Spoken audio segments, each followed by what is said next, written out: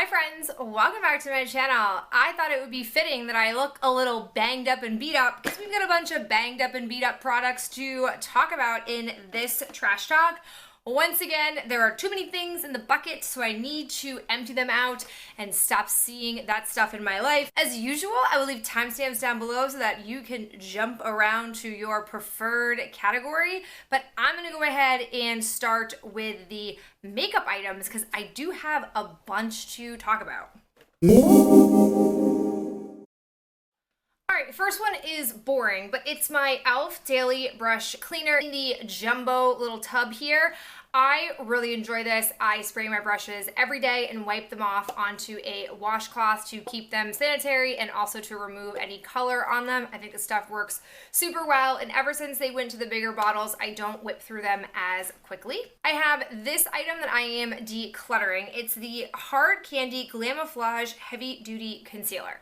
So I am down to like the bare bones of concealer in my collection, and so I pulled this out. It's the oldest one. I've wanted to use it up for a while, but when I went to use it, I had what I consider not like the greatest under eye makeup day. I felt like the under part of my eyes just looked, I feel like greasy is not the exact word, but there was like a clear like shine coming off of my under eyes, and there was nothing different. I set my under eyes with my usual setting powder. I prepped it with my usual number 7 little filler that I put in.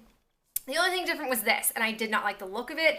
This stuff is also quite old. I really didn't ever use it when I first got it because I didn't really know how to blend it in efficiently, and now that I know how to blend a lot better, I still don't like it, so I'm just going to declutter this. I've used up an eyeliner. This is the Marc Jacobs Magic Marker Precision Pen Eyeliner in Blacker.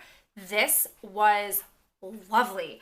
I, first off, really liked the tip of this. Second, this stuff was so long lasting. Like, it took me extra effort to get it off of my eyes when I would remove my eye makeup at night. Would I pay full price for it?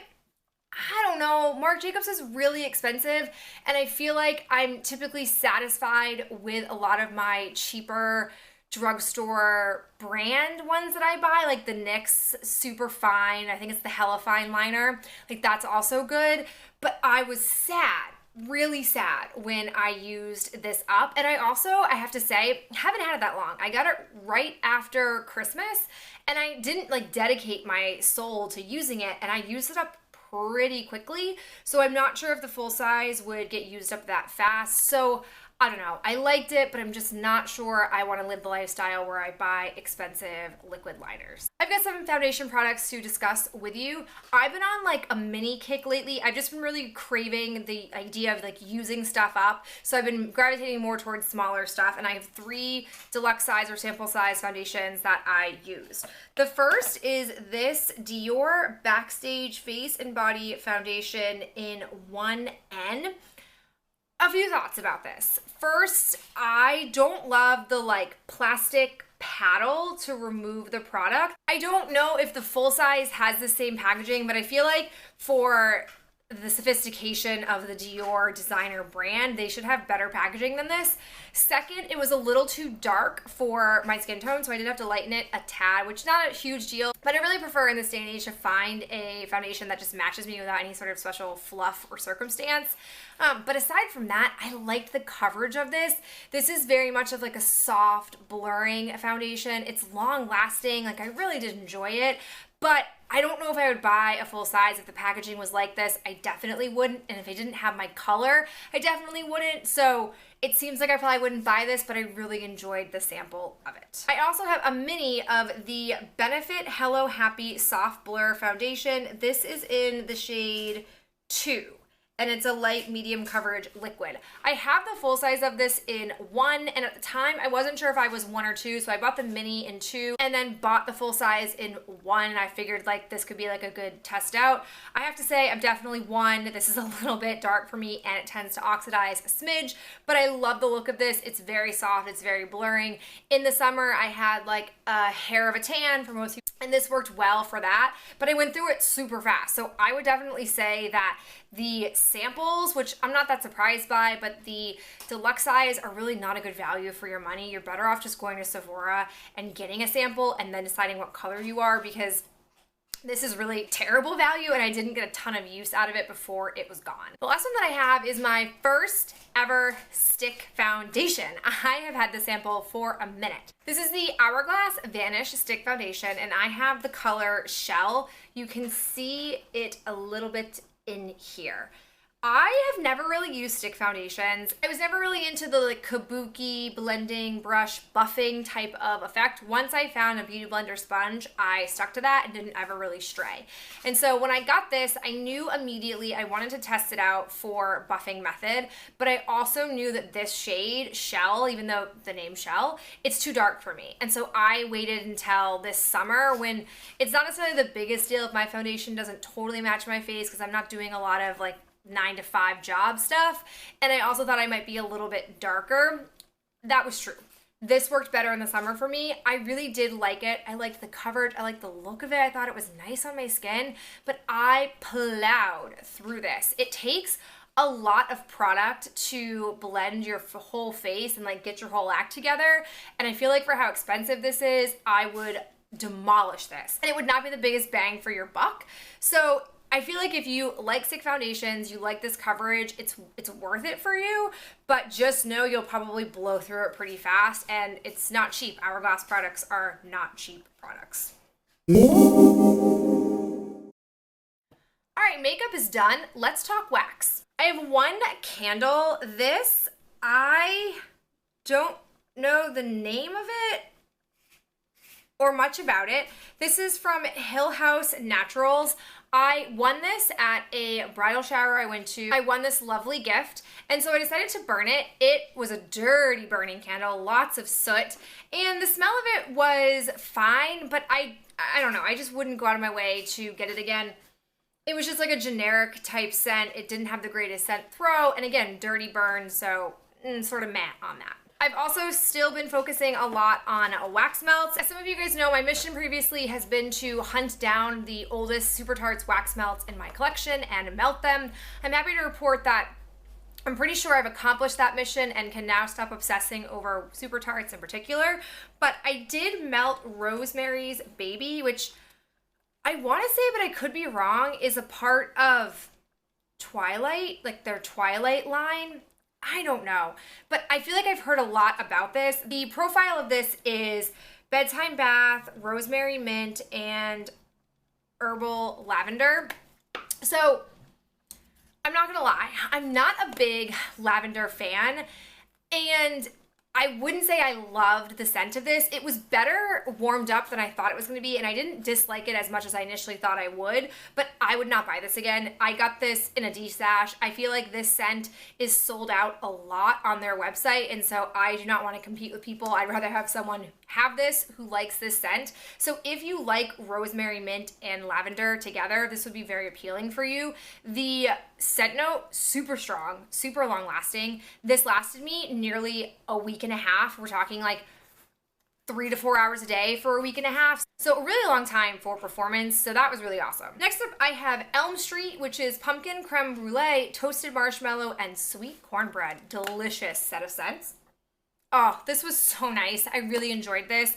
Again, performance of this was very strong. It was not a full clam when I pulled it out, but I would happily take more Elm Street if it came my way. The last wax melt that I have, caught me off guard. It's recent to my collection, so I'm shocked that I got my hands on it as quick as I did. So that should tell you how good the scent is. It is Yankee Candle Floral Candy.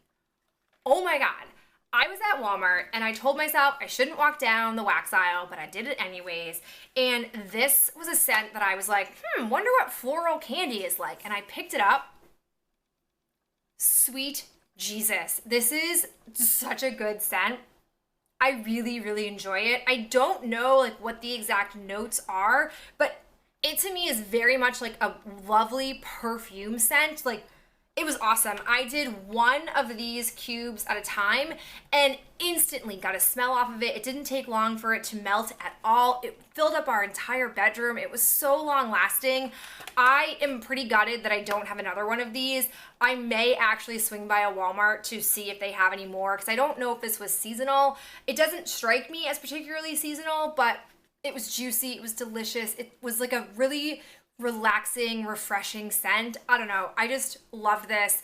It caught me off guard and I just really, really enjoyed it.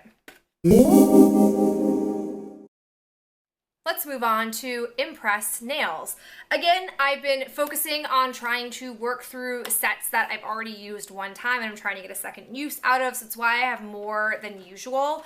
The first set I have are called Goal Digger, and it's spelled like G-O-A-L, like goal in a soccer game. I find that this like dual chrome metallic is so cool in theory, but it strips. It strips so easily and you're left with just a basic black nail. And again, I wouldn't care if it stripped evenly, but it doesn't, so I would not buy these again. I do not recommend these. I also have these in Ecstatic Cling. I love these. These had a like taupey brown shiny nail and then the silver accents.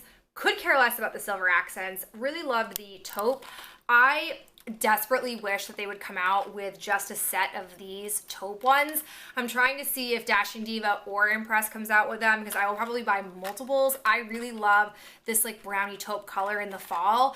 I had a nail polish that I used to religiously paint my nails. That is this color, but I don't really paint my nails anymore because my nails are just, I pick them a lot. This is like the one way that saves me from picking my nails, so I'm very sad that these are no longer in my collection. Then there are the ones that are currently on my nails. These are called Bad Romance. Shout out to Lady Gaga. They look like this. I will not lie, I don't love the gold accent nail, but I do think they go nicely with the gold swipes on here. The first time I wore the set, I didn't wear the gold accent, but the second time around, I had no choice. So I think they're, you know, a beautiful fall nail, but I'm not a big fan of like the straight glitter with a pattern. So I don't know if I'd buy them again, but I do like them. I have this just random empty box.